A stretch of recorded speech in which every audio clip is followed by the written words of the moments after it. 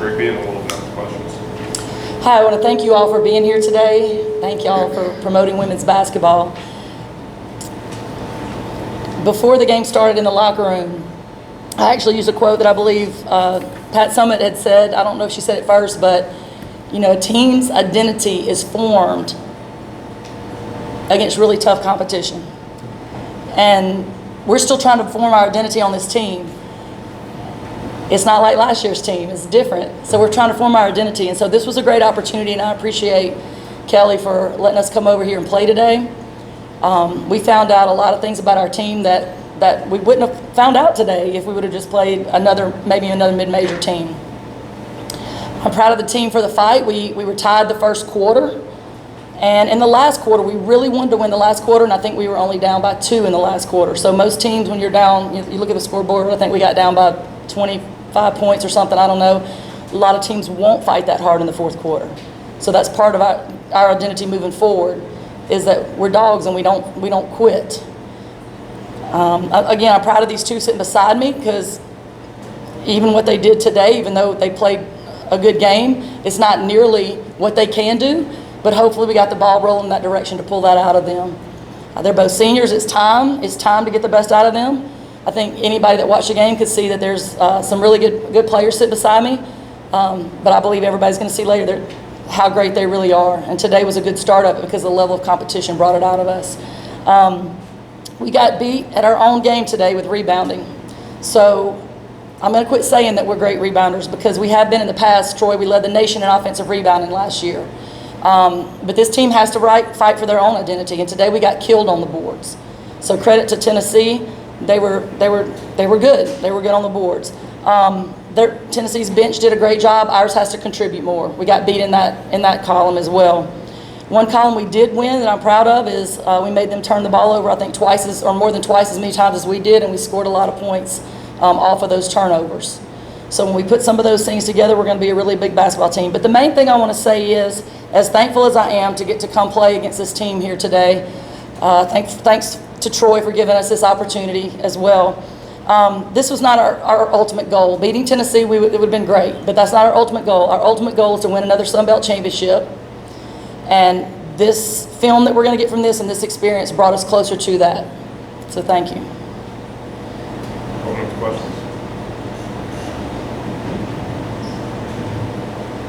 This is for both players. Your guys' defense was really bothering Tennessee that first quarter. I know the second quarter things got a little away from you guys offensively, but just what do you feel like you guys were able to accomplish defensively and be able to keep that up really the whole game?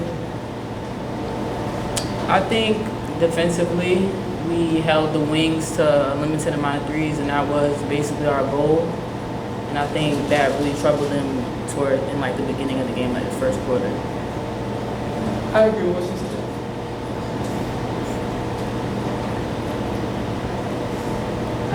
Coach, just what do you feel like you guys, your players can take away from specifically just the rebounding battle? I mean, was it kind of like a discipline thing? Was it size? Like, where did you feel like your team needs to improve on the boards from this game? Well, if you play Tennessee 50 times, and you don't do something drastic, they're going to out-rebound you 50 times with our size and their size. And they're good. They're good at it. So they have a strong hand on the ball and rebounding. But that's what we're trying to do, is do the impossible. So in order to do something special, you have to do something special. We would have had to lay a body on them, and this week we changed the terminology from blocking out to shoving out. We would have had to do that every time. And really, that's the thing that's standing out in my mind right now. The thing that we did not do is we weren't disciplined enough on blocking out. So I have to take that as my responsibility. We haven't enforced that enough, and I just want to make sure it doesn't happen again. Coach, some people may look at your record to start the season. It certainly does not reflect, at least what I saw today from this team. And you said, obviously, the goal is to compete for a Sun Belt championship. What is the biggest thing you take out of here? And I'm just curious for the players, when your coach mentioned Pat Summitt, if you're aware of the history here and what Pat means, and then if you know that a former Trojan, you played here 1 year, Alexis Dye, who had a fantastic career here in her season. Thank you. We were very happy for her and the success she had here. But I guess she's asking, do y'all know about Pat Summitt? Do you know about the history here? What do you know about it? Yeah, I've heard about the history, and it's just really inspiring to be able to play out here. when she coached. So, yeah. And we went to the Hall of Fame. We spent there last night. We spent a lot of time there. It was great. And just being here, we learned some things about Pat Summitt, but we'll continue to learn things. My very first game here was my first year as a Division I coach at Troy's 12 years ago, and Pat was sitting in her spot there. She was no longer coaching, but she was sitting in her spot, I think about half court. And I have all of her books. They're actually autographed on my shelf. And I went to many of her clinics. I run many things the same way she did, especially scoring on numbers. She was very disciplined about where she let players take shots from when they came on a fast break, and I got all that from her, so I'm very thankful. Coach, it's an ambitious out-of-conference schedule these first 2 months before Sun Belt play starts. What are the benefits of playing a schedule like that, including a game like the one today before you guys get into the league play? As long as you can keep the locker room, I mean, you just have so many advantages. We're having to fight so much harder to get a rebound over Tennessee than if we would have played, maybe a mid-major or low-major school in a lot of cases. Everything we do, we're having to do it with more intensity, and the main thing is we're having to depend on each other more. It takes a lot of selfishness out, of the human nature side of selfishness out when you come against a team like this and you realize, I'm not going to be able to do this. I got to have my teammates back, they got to have my back, and you grow closer in times like this. Coach, you went with a full court press there kind of at the end of the first quarter. Was that something you saw on film that worked against Tennessee, or what was the thinking behind that? I think we were trying to throw the kitchen sink at them, anything we had, but yeah, I mean, I do think, one thing we always do, and Coach Stephanie Murphy is a new coach on my staff. This was her scout, and she did a great job, but one thing we try to do is identify what our advantages are. It's not, we don't want to just leave off saying, oh, Tennessee's good at this, and they're bigger, and they're good at this, and their shooting percentage is really good. They got to play Troy. And one thing we do is we run and we're fast. So we're faster than them. And so, yeah, we tried to use that in any way we could, which on the defensive end is using more feet of the court to press. So, For the players, Coach mentioned keeping the locker room despite a slow start to the season. You guys were on last year's team.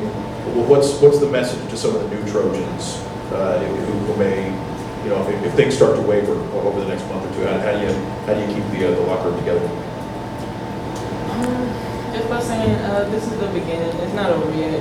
Our goal is to win the championship for the conference and go to NCAA tournament. It's not over. Just the beginning. To me, it's just a setback for a major comeback. And that's it. Coach, obviously Rakia Jackson's still out for Tennessee, then Jasmine Powell, but then they can just roll in Destiny Wells at that spot.